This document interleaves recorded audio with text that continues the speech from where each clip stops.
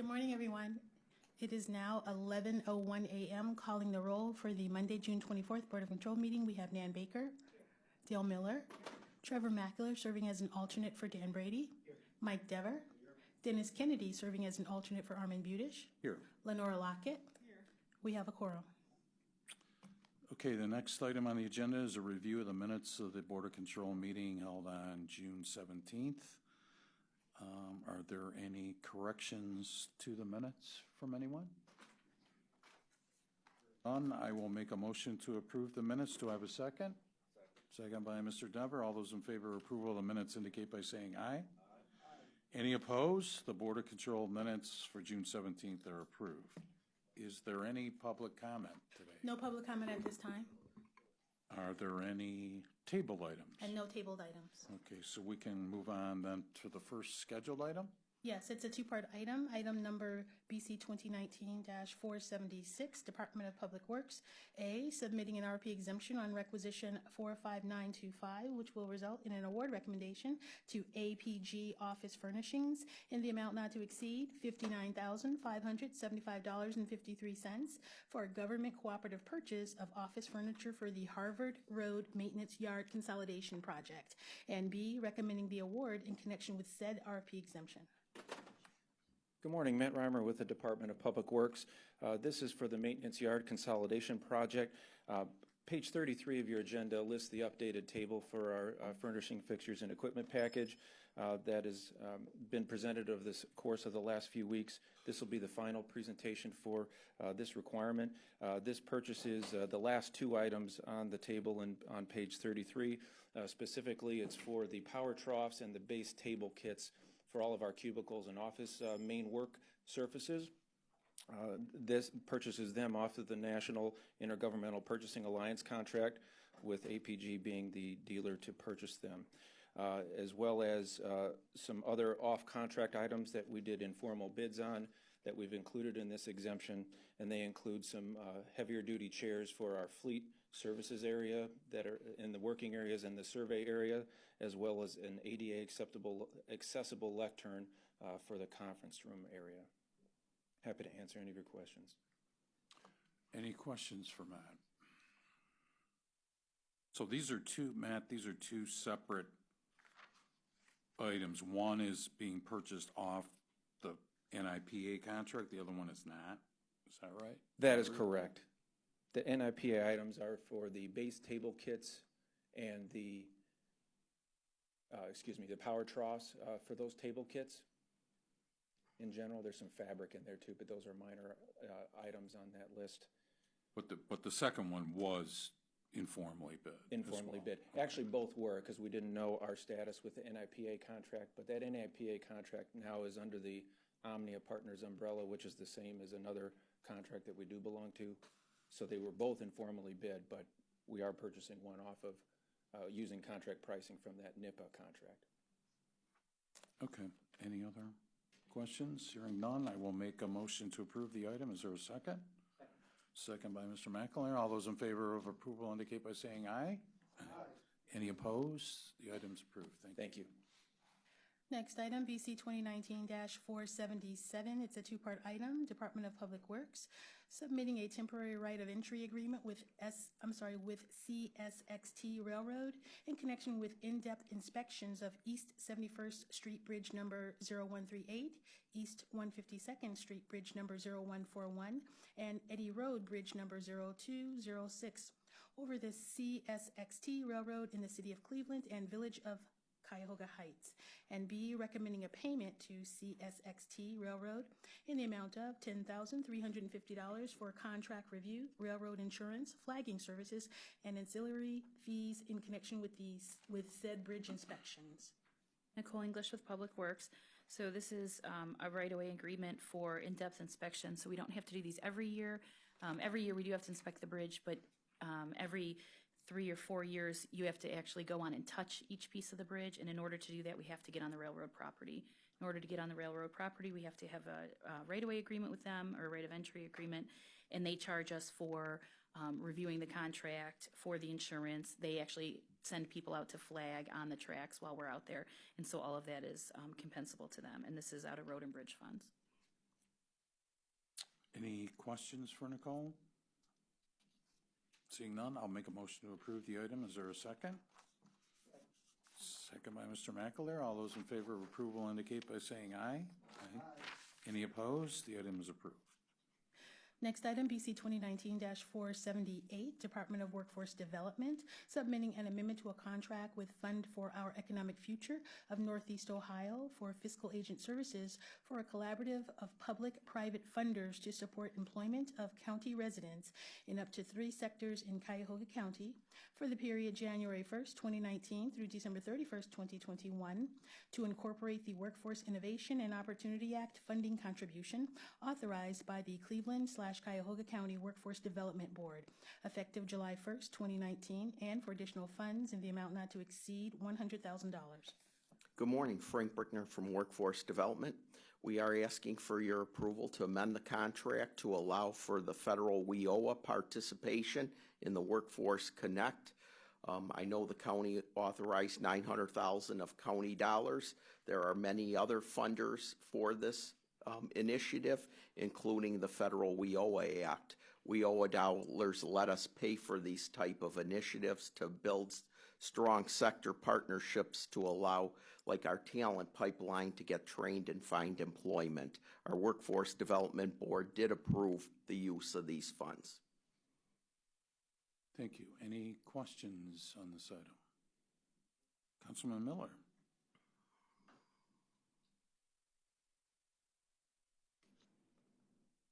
I know this is actually a pretty complex concept. Can you explain to me what the money will actually be used for? Sure. I think, first, the first initiative was manufacturing, and Magnet was selected to be the, I hope I don't butcher this, to be the facilitator. And they're supposed to really get employers together to really understand what employers need, what type of training and that. And the next section will be healthcare. So we're funding some staff time initiatives and all that to do that. Where we think we will benefit and why WIOA is a good fit is because we have the ability to pay for training for eligible WIOA individuals. So if we understand what employers need, what's valuable, maybe we can work directly with employers to fund like on-the-job training or to provide some necessary degree programs or post-secondary educations. That's how we will benefit, that we think it's a good use of WIOA dollars. Okay. Any other questions? Councilwoman Baker. If I'm reading this correctly, and I don't see an extension, so it's since January of this year? The county dollars came into play January 1st. Our board just recently approved it, so we're going to say we'll pick up some costs after like July 1st.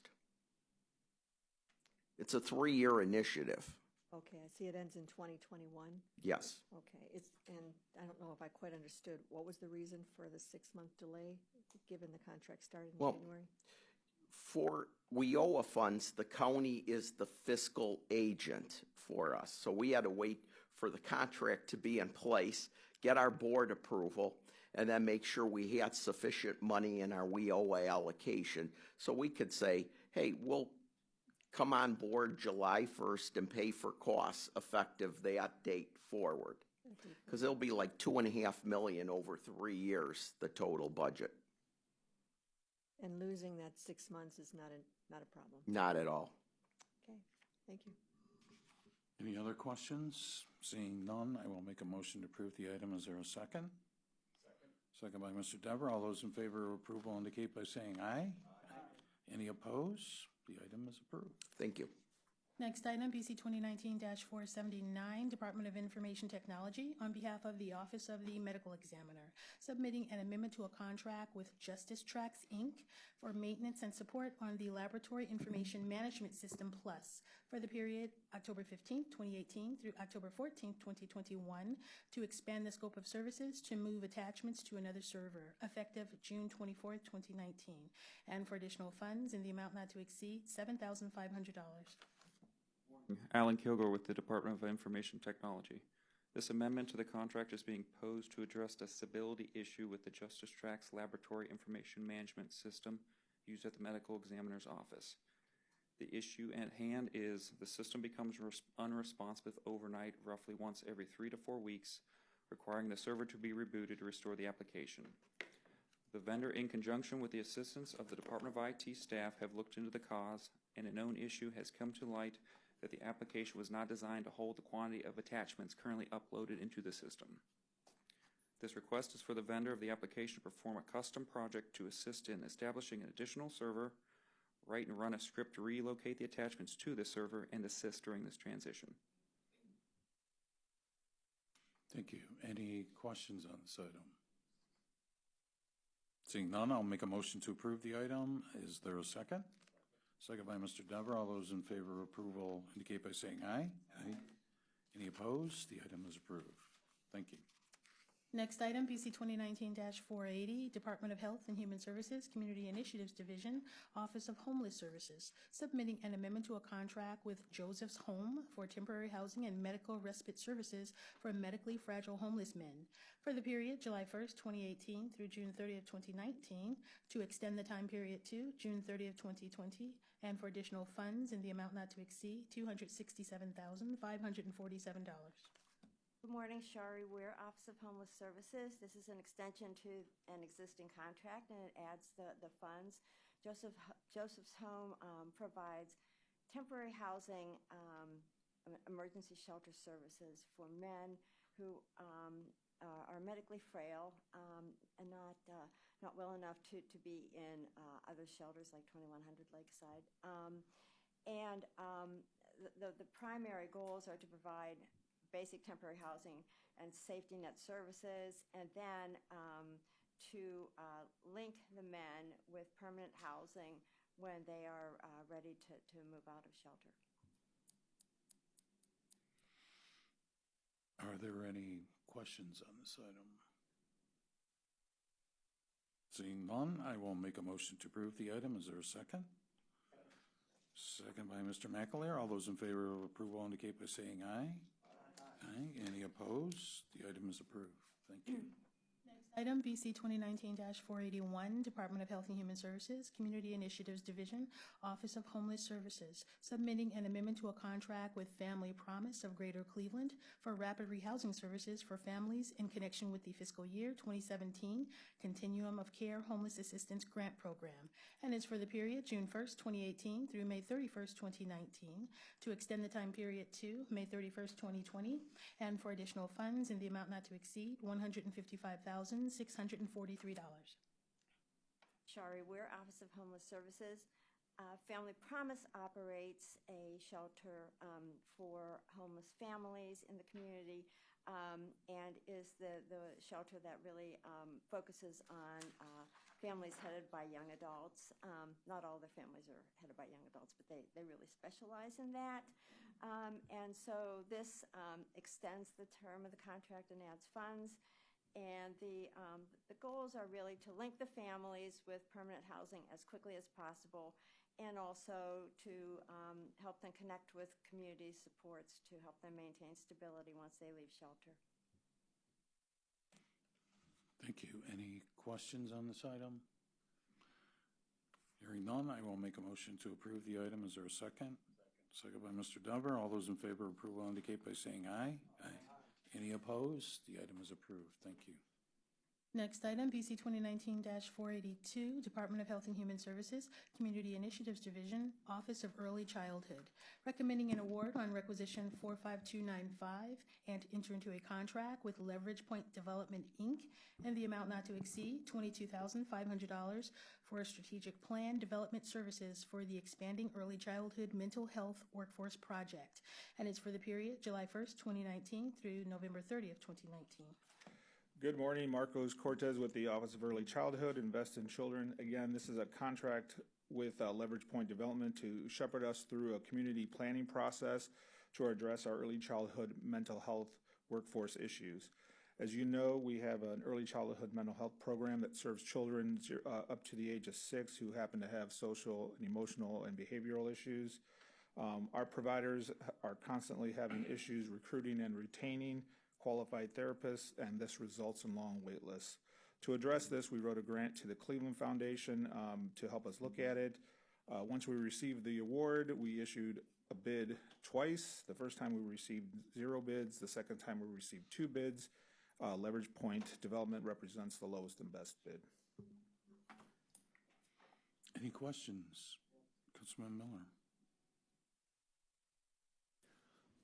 On an annual basis, how much money are we currently spending on the early childhood mental health services? I don't have an exact figure, but it's about $669,000 annually. Okay. That's close enough. Thank you. Any other questions? Mr. McLear. Marcos, when they're done with the work, are they going to issue a report of their findings, or what's their end product that they have to provide the county? So there are 4 different goals that we want. We want them to estimate the size of the ECMH workforce that's needed to meet the community needs, identify the reasons why professionals are leaving the field and ways to improve retention, and develop 1 or more pathways to expand the ECMH workforce and maintain a pipeline of newly trained professionals, and then provide us practical strategies to attract and maintain a more diverse ECMH workforce. And that will be all in 1 report at the end. And the size of the workforce, will that be based on assuming we could serve 100% of the population that needs it, or based off our current? No, based off what the needs are in the community, what that could be. Right now, we're serving about 700 kids a year, but we have wait lists. So right now, the wait list currently stands at about 100.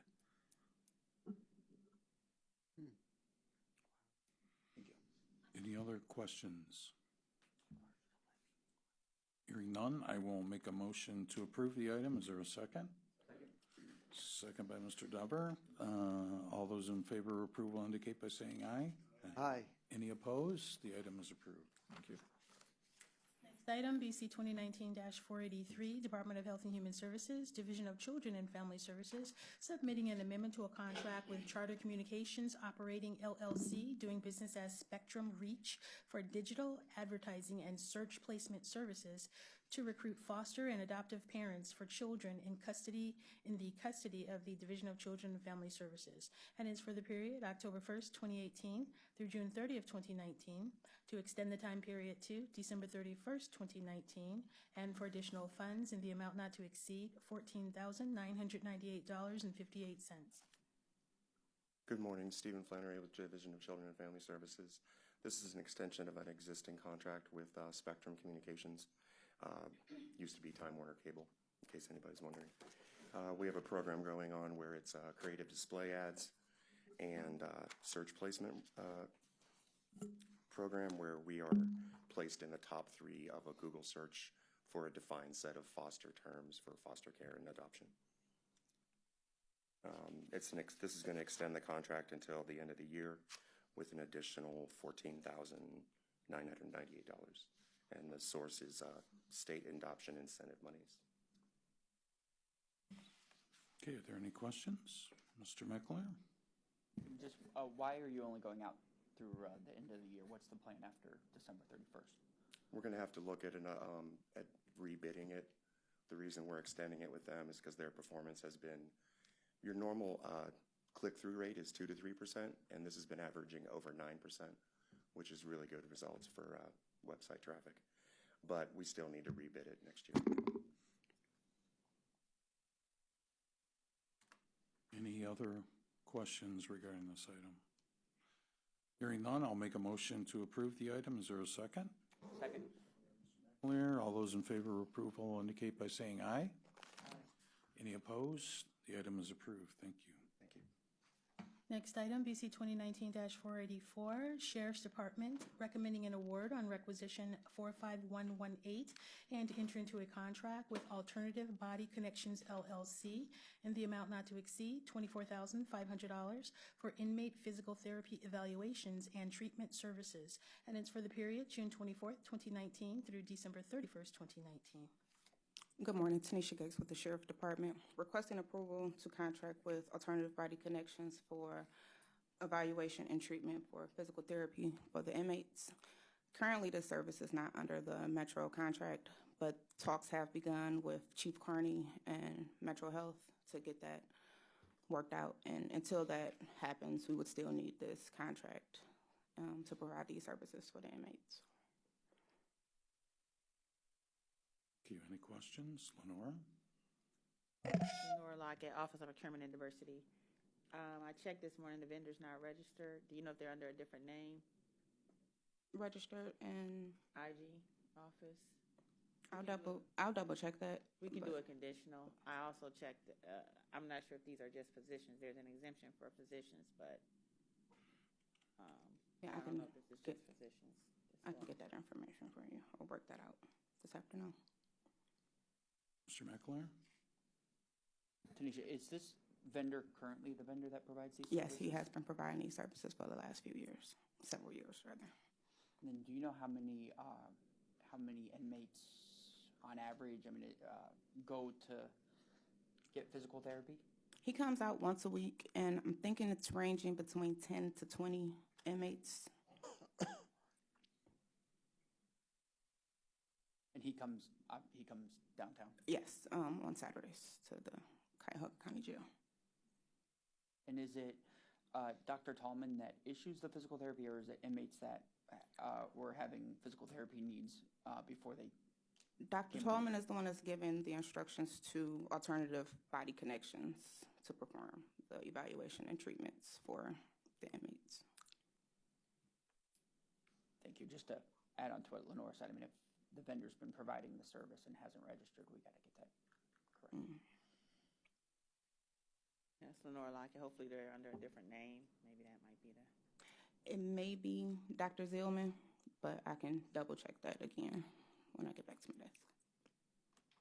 Councilwoman Baker? Thank you. So it is anticipated that we're in conversations with Metro and that they may, would it be in addition to their contract, or would they absorb it in the existing contract? Do we know? Well, they're supposed to provide all medical needs, so this would be considered a medical need for the inmates. I believe they would just amend it to make sure that those physical therapy Are included? Yes. And you would know that by the end of this year?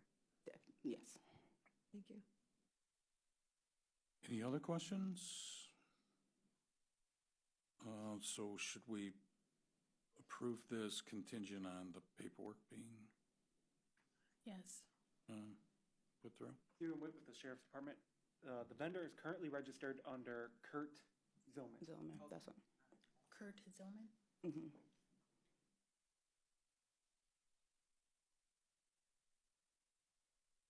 Okay, so any other questions, comments?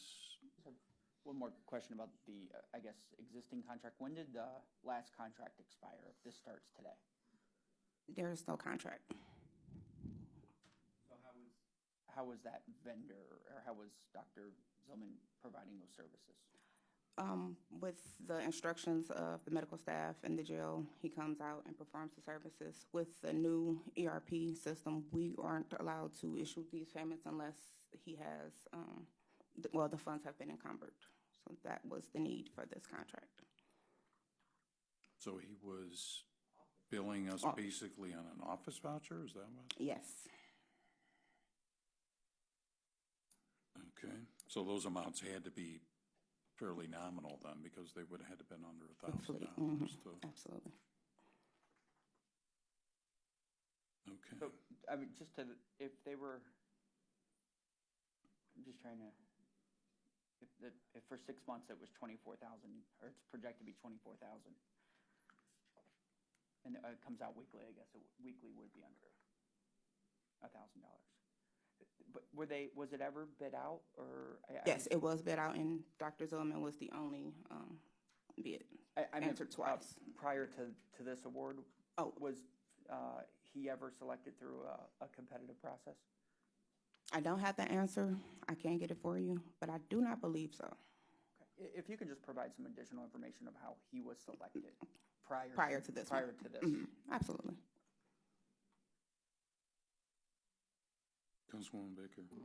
Is there a reason why we need 6 months to talk to Metro and spend the extra $24,000?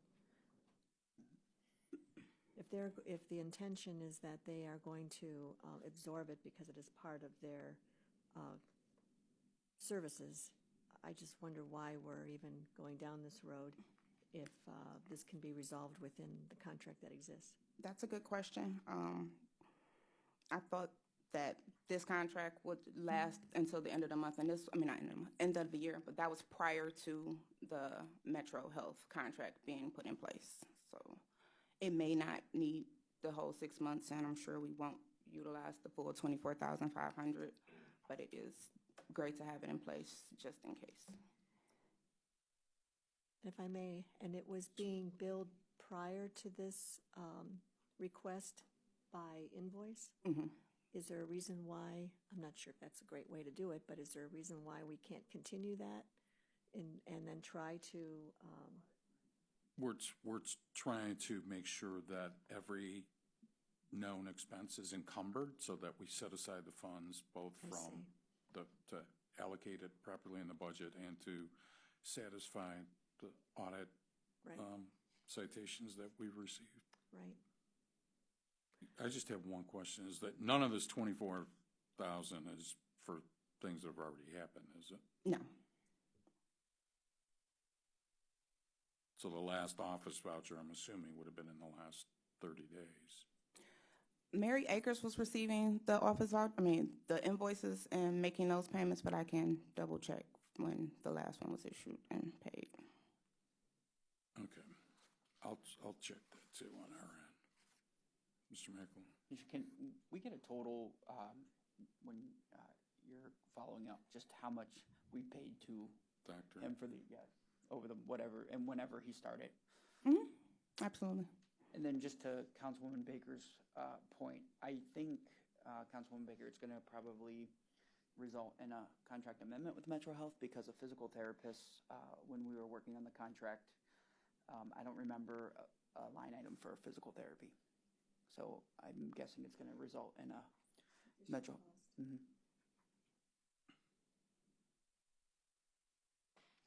Okay, any other questions?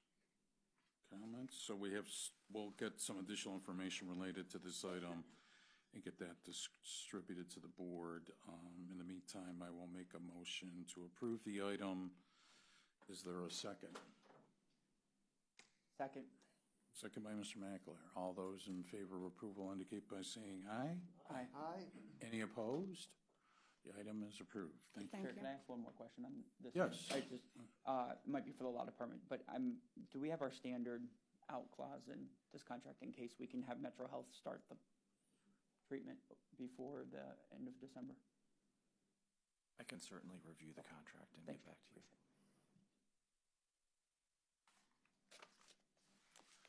Okay, anything else on the regular?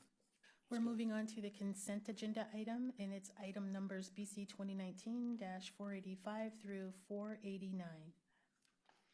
Okay, if everybody can take a moment to look at the consent agenda items.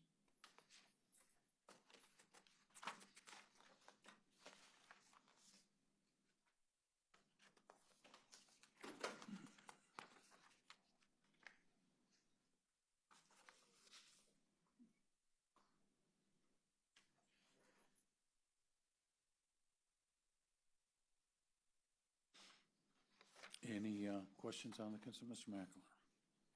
Sure, I just have one question on 485, the 2016 crane being traded in for surplus. 2016 just seems fairly new, but I don't know if that's a lifespan of what we expect out of the crane or not. Good morning, Tom Pavich, Department of Public Works. It is a fairly newer crane. It was a custom build.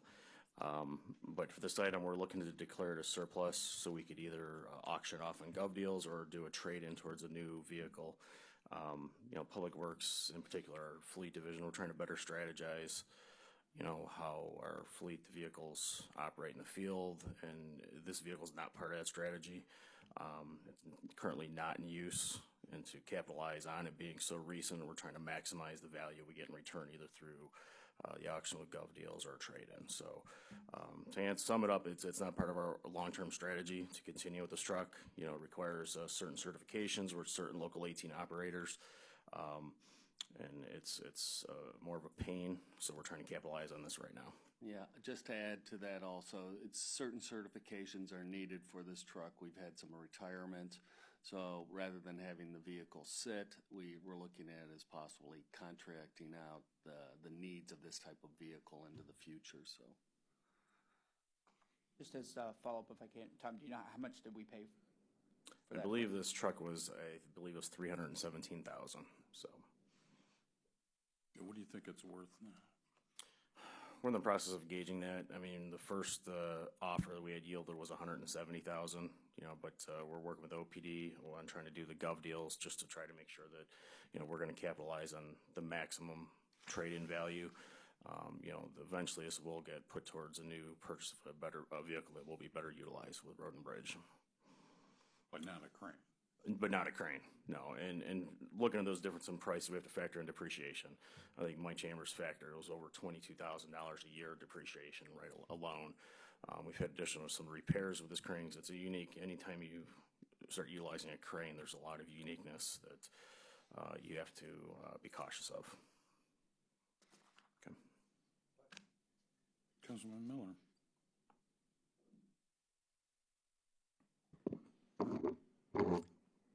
Hearing all this, how is it that crane in 2016 for $317,000 and didn't have enough foresight that to get more than 3 years of use out of it before it no longer fits with our strategy? How did that happen? Well, actually, the process for this crane was probably in 2014 is when it started. It's 2 years. Yeah, so it takes every bit of 2 years, really, when you start going from the design phase of what kind of machine you need to going forward. We did have some personnel that left, certification, which is really the big thing for this. So it's unfortunate now, but we're trying to readjust, and so that more of those operating engineers, which we have 12 of them on staff, but they're typically operating backhoes, things like that. So we're trying to align ourselves. This crane was specifically used for like log jams around bridges, like Pleasant Valley Road bridges, which take place in the spring months. So that was the bulk of the work. It would happen for about 2 to 3 months, clearing those log jams, and then the crane would pretty well set. So we're looking to utilize something that's a little bit more diverse that can be used year-round. Well, I think it adds to my point if you said that we went through a 2-year process, right, to acquire this crane, and after a 2-year process, we ended up with something that we could only use 3 years, and now we don't want it anymore. Agreed. Okay. Any other questions on any of the consent agenda items? Councilwoman Baker? On the 486, if I can get just a little clarification on the dates. The contract period was 2016 to 2017, and then it was extended to 6/30/18, which was last year. And then the backup says that the payment had been in our system since June of 2018, but it expires 29. I just want to understand the dates. Sure. Thank you. Good morning. Paul Hertig, the Department of Development. I also brought experts in case I am not adequate to describe the brownfields. Jan is really our expert on this. But I think in terms of the contracts, we have an agreement with the U.S. EPA that runs through the end of July of this year. Under that agreement, we do a number of subgrants. One of these was to the Western Reserve Land Conservancy for this particular project. We anticipated the project would be done in October of 17, but as sometimes happens with brownfields cleanups, you run into complications. The final cleanup was done in the spring of 18. So what we're trying to convey is we have payments to make for work done in 18, and we needed to extend that sub-agreement with Western Reserve through June of 18 in order to be able to make those payments. So, and the July date is how long we have to actually get the payments out the door. If the work was completed in June or before June of 18? Why didn't we just pay it in June of 18 and not wait until a year later? Sure. We honestly had some internal confusion about the process for being able to make those payments. We finally, with the assistance of the law department and OPD, resolved we needed to extend that sub-grant agreement. And so that's what we've been working on in order that we can now make those payments. And I may ask how much money has been put in reserve that, because you're not asking for any additional funds, so how much are we asking that has been held for the last year? So Jan, maybe if can say a word about how this works. Yeah, so basically, the money comes from, we pay it, and then we make a draw to US EPA. So when we did the initial sub-grant agreement, that money was held aside for that total amount. Here, then, again, it's been sitting for a year waiting to be paid. It's been paid, I think it's maybe the 4th or 5th disbursement that we're doing on this project. So what's left that they're asking for will be paid by the county, and then once the check is issued, our girls go ahead and process the draws. I process the draws to EPA. We're reimbursed like within 2 days from EPA. So even though the contract expires June 30th, 2018, and we have time to pay them till 2019, the contract doesn't need to also be extended, or? The work was all done before prior to, June yes. 18. Yes. And did I hear you say, did you have a number as to how much was actually held in that last year after the contract and work was done? There's 4 of them. So. The work was done in June of 18, so how much was held from that time until now, I guess, July, almost now? Our staff has the invoices right here. Okay. Okay, so there's 2 invoices, and one of them is $18,200, Okay. and the other one is $7,371.78. And this was all included in the original sub-grant amount, which was $200,000. What's the date of those invoices, by the way? The date of the invoices, is that it here? What's the date we processed it? Hold on. It's essentially the spring of 2018, but they're checking the exact dates there. But I mean, to the councilwoman's point, I mean, what takes a year to figure that out? I should take that one. Yes. Okay. Mr. Chairman, I think I should own this. We had some internal confusion, partly due to the change of processing in on-base, such that in the past, these payments could be processed without having specific appropriations done through on-base. So that's one of the changes we've been dealing with. And the second change had to do with the question of what level of approval is required to extend the date of the sub-grant agreement. In the past, we've been advised that that amendment could be done internally without coming to the Board of Control, but we've since been advised that all these amendments need to come to the Board of Control. So there were a number of different procedure changes taking place that our staff had to deal with over the past 12 months. If you owed me that money, that would not be a good explanation. That's all I'm saying. So the 200,000 that it was in the initial contract? Yes. 25,000 of that, the 18 plus the 7, is what was left to be paid within that year of trying to figure it out. Is that the 18? That's the approximate amount. Those are the 2 outstanding invoices that, believe me, I've also been hearing from staff at Western Reserve about their mounting unhappiness. But yes, those are the 2 that are left. That's all. And there's nothing after that? Nothing after that. Okay. Anything else related to any of the consent agenda items? Mr. McAleer. Mr. Chair, not really a question, just a comment on the open market purchases of the food for the jail.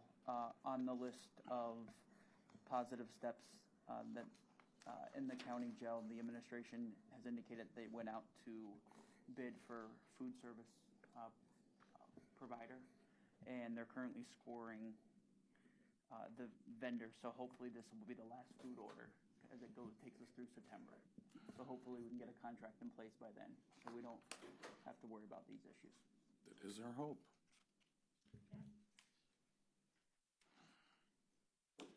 Any other questions? Okay, I will make a motion to approve the consent agenda. Is there a second? Second. Second by Mr. Dever. All those in favor of approval of the consent agenda items, please indicate by saying aye. Aye. Any opposed? The items are approved. Is there any other business? Any public comment? And no public comment. I will then make a motion to adjourn the meeting. Is there a second? Okay. Second by Mr. McAleer. All those in favor of adjournment indicate by saying aye. Aye. Any opposed? We are adjourned. Thank you, everybody.